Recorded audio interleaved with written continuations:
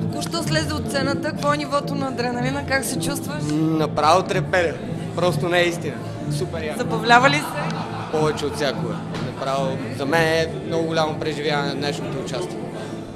Как оценяваш нивото на колегите си? Днеска ги видя на квалификациите. То се вижда само себе си. Много високо и съм много горд от тях. Отстрани изглежда всичко много приятелска атмосфера. Така ли е наистина? Адски е забавно. Наистина е така и то това е идеята да бъде така. Всички да се забавляват и все пак това е една дисциплина, която не е регламентирана и освен удоволствие друго не ни остава. Колко време трябва да се готви човек за едно такова състезание, за да се представи добре?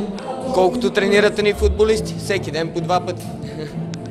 А колко често трябва да има такива състезания, за да се повдигне спортния дух и да се повишава нивото на участниците? И според мен, ако трябва да има всеки ден. Но това е невъзможно, затова колкото по-често, толкова по-добре. Ти чувстваш ли се специално подготвен, за да излезеш срещу колеги в чужбина? Чувствам се и искам да го направя, надявам се да имам този шанс. Кое подред ти е на теб това състезание? 23-то. Нещо такова, не съм сигурен вече. С какво би го свързало тук насетне това състезание? По какво се различава от останалите като дух, като атмосфера, като обстановка, като организация?